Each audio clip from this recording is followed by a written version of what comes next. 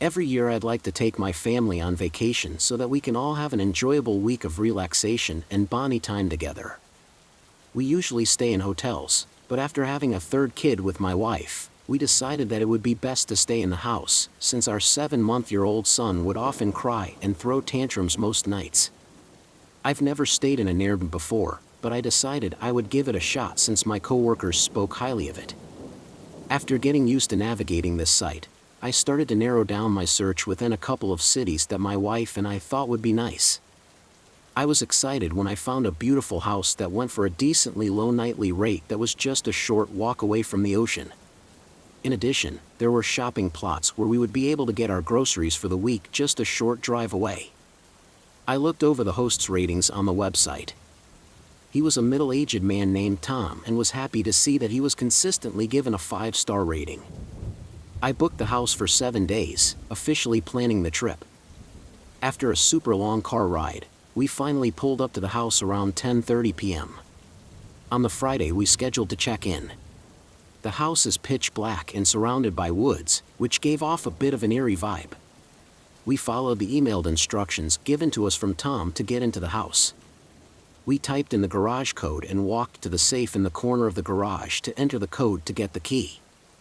We got inside without much trouble and began unpacking. The house was huge, having 6 bedrooms and 4 bathrooms, which was quite an upgrade compared to our home with 3 bedrooms and 2 bathrooms.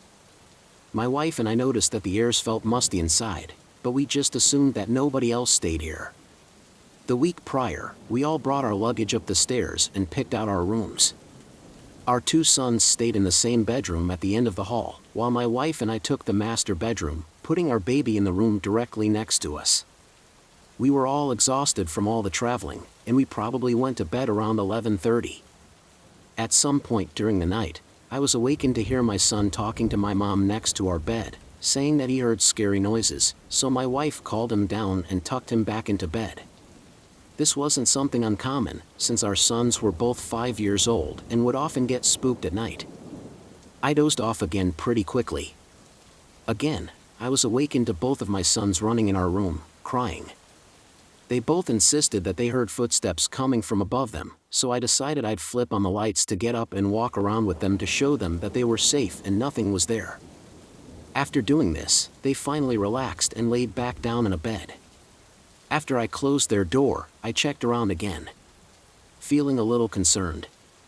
I opened the door by their rooms that led to the attic and walked up to the steps to see that the door at the top of the stairs was locked, which didn't surprise me. Within minutes after crawling back into bed, I heard loud screaming coming from my son's room. I flew out of bed and sprinted down the hallway, opening the door to their room. Flipping on the lights, I saw my sons laying on their beds, hiding under their covers. I walked over to them and asked what was wrong, and the response was very unsettling to hear.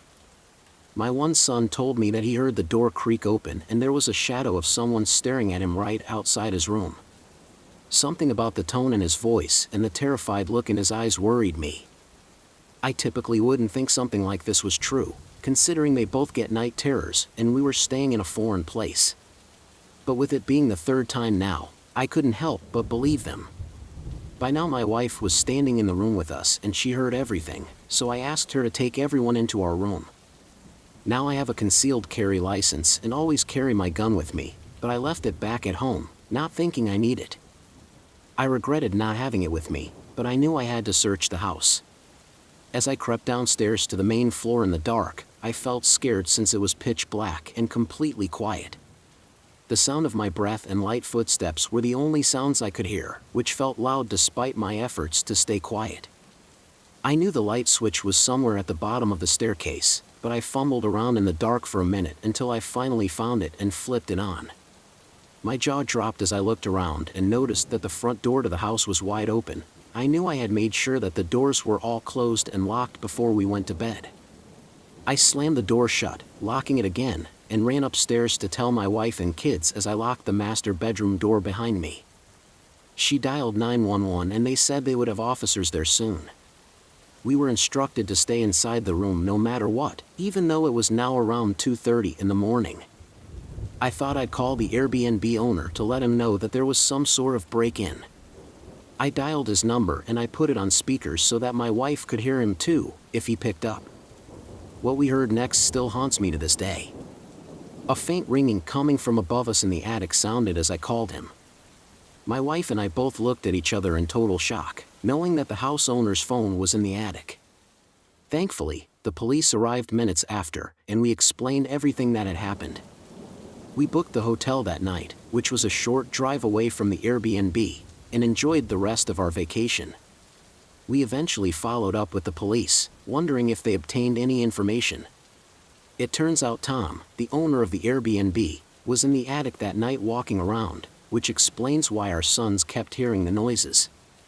He snuck down and opened the door to our son's room, but then hid as my wife and I got up. After hearing our son screaming as we passed one of the rooms on the way down the hall, he must have crept down the stairs and ran away. Finally, we learned that the attic had several monitors hooked up to secret cameras around the house, so he was able to see and hear everything. It was quite a horrifying experience as a first-time Airbnb guest, and I plan on only renting hotels from now on. I live in the United Kingdom and have been to America a handful of times. One of my best friends from school had moved to America with his family after we graduated in 2010. He was getting married in California to a girl he met there, and he asked if I could be his best man. Since we've always been such good friends, I couldn't help myself but to accept his request. I've used Airbnb maybe 20 times or so, and I've always had a good experience. I searched on the site and found a nice house that I would have all to myself in a pretty secluded area not too far away from the wedding reception. I packed my bags and headed to the airport to depart for what will be a grueling 13.5-hour flight to California. Upon arrival, I rented out a car and made my way to the Airbnb house. It was the first state I had traveled to that didn't require an IDP, short for International Driving Permit, which would have prevented me from being allowed to drive in the state. It was about midday, but I was pretty jet-lagged from the flight, needed to get a few hours of sleep. I went straight from the airport to a facility where I had to pick up the keys. Then I drove to the house, planning to notify the owner named Charlie. Upon arrival, as instructed on the site, I pulled in and opened the garage so I could park my car inside. To my surprise, I noticed a blue sedan parked inside. I thought that it was strange that the owner's car would be there, but I didn't think much of it. I grabbed the key out of the envelope I was given and walked up to the front door to get inside. Just as I put the key in the lock, I was startled to see the front door fly open as I was greeted by a man who introduced himself as Charlie. Confused as to why someone was in the house, I asked if they had rented out this place too. Charlie replied, saying that he was the owner of the house and he always stayed there. I didn't want to mention how the website said I'd be on my own in the house since I was exhausted and didn't want to sound too confrontational. Charlie seemed nice, extremely nice.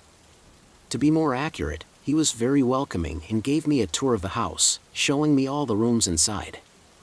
He led me to the fridge, which was loaded with food, and when I say loaded, I mean it. He had just about everything you could ever imagine inside a fridge, including cabinets filled with snacks and desserts.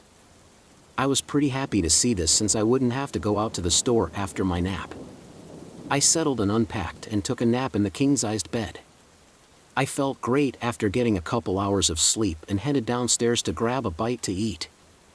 I was greeted again by Charlie, who was in the kitchen preparing me tea. I was shocked and very thankful, and I sat down to eat and drink in front of the TV.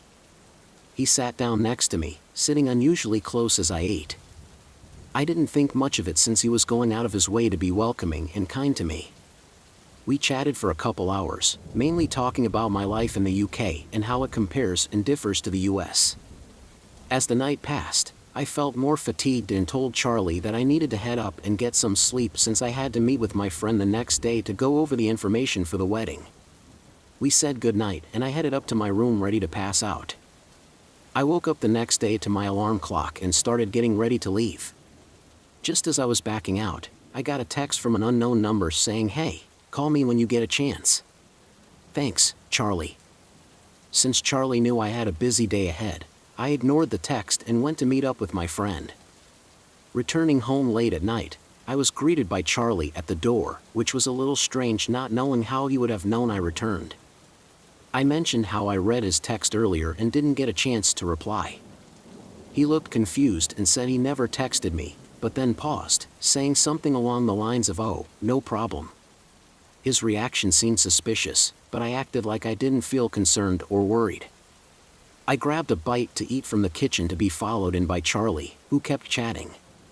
I told him I was tired and needed to sleep since the wedding was tomorrow. We said goodnight and I headed up to bed, very suspicious that something was off with him. I sat in bed thinking about everything that had happened and decided to call the number that texted me claiming to be Charlie. If Charlie answered, I could always just say that I accidentally dialed the number. I called the number, holding the phone up to my ears. That ring, it kept ringing and I began to think that nobody was going to answer until someone picked up on the last ring. A man said hello and I responded saying, "Who's this?" And he replied saying, "Charlie, the Airbnb host. Did you make it into the house okay? I just wanted to make sure there weren't any issues getting inside." This guy clearly had a different voice from the man I met inside the house. I froze up, not knowing what to say. In a shaky, trembling voice I said, "I thought you were staying in the house with me. Haven't you been here with me the whole time?" After saying this, there was a few-second pause in the man's response. He said, "What do you mean? I don't live there. I live a few hours away and use that house as a rental on Airbnb." I explained to him that there was a man who greeted me claiming to be Charlie, who was staying in the house with me. The owner seemed to be just as shocked as I was. He told me that whoever was in the house claiming to be him was definitely not anyone he knew, since I was the only person who should be in the house for the week. Completely terrified, I said, "Okay, I gotta go," and hung up. I couldn't even begin to wrap my mind around what had just happened. I sat there literally shaking as I heard a knock on my door. It was the man posing as Charlie.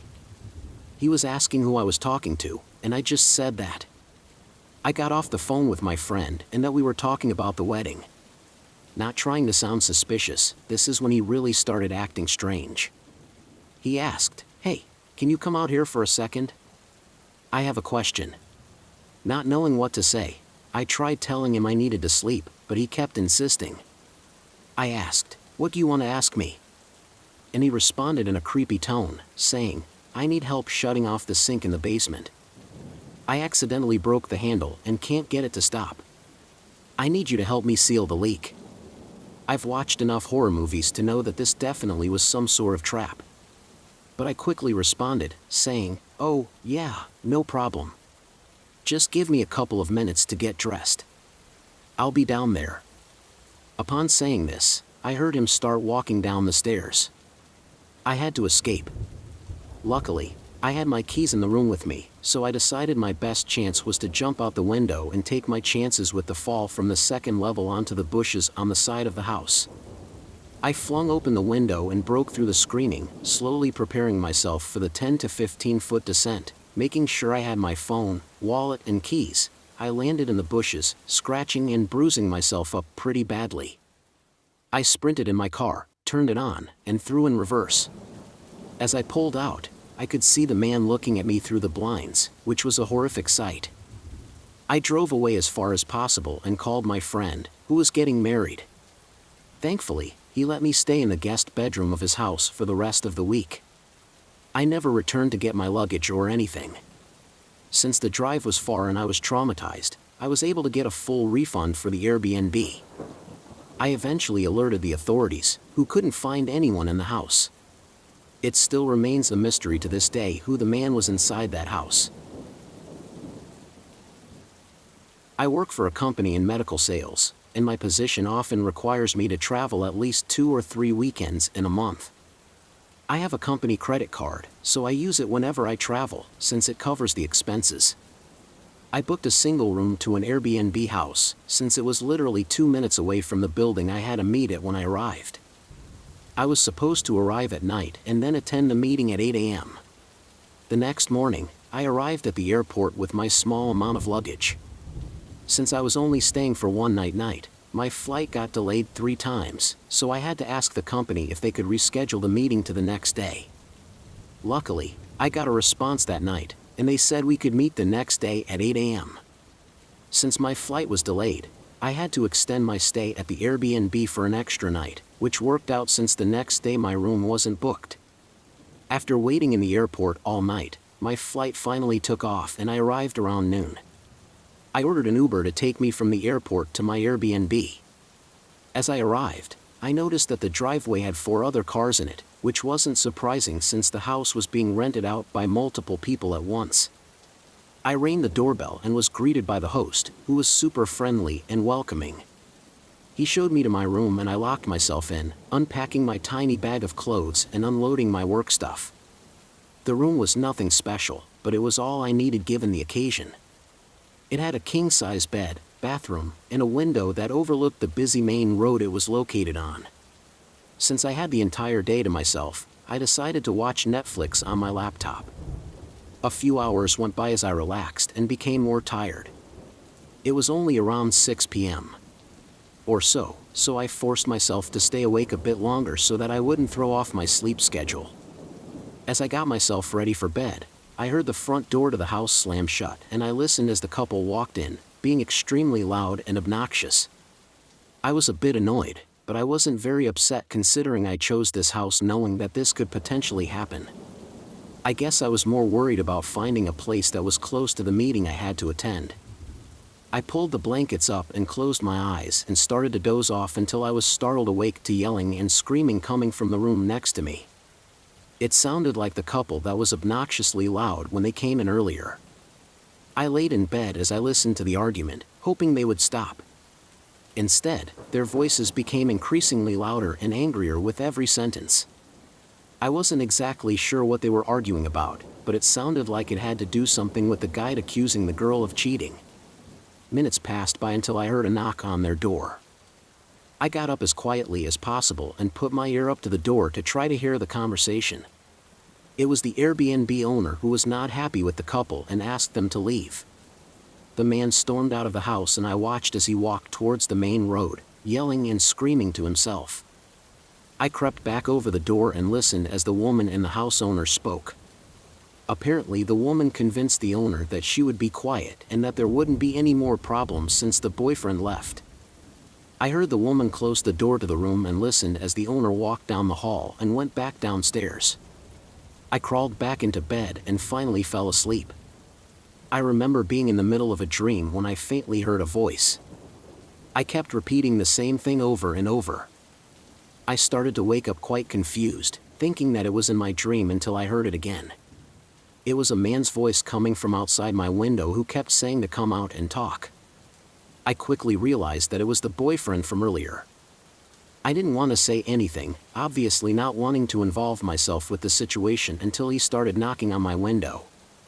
Each knock grew louder with every hit and I knew I had to say something. He seemed to be very intoxicated as he slurred some words I couldn't make out, so I closed the window. I sat down in bed, hoping he had gone away until he started screaming right outside my window to be let in. I didn't know what to do, so I just sat there frozen, trying not to make any noise. Just as the screaming finally stopped, I was startled to hear the sound of shattering glass as a large rock came flying in through my window.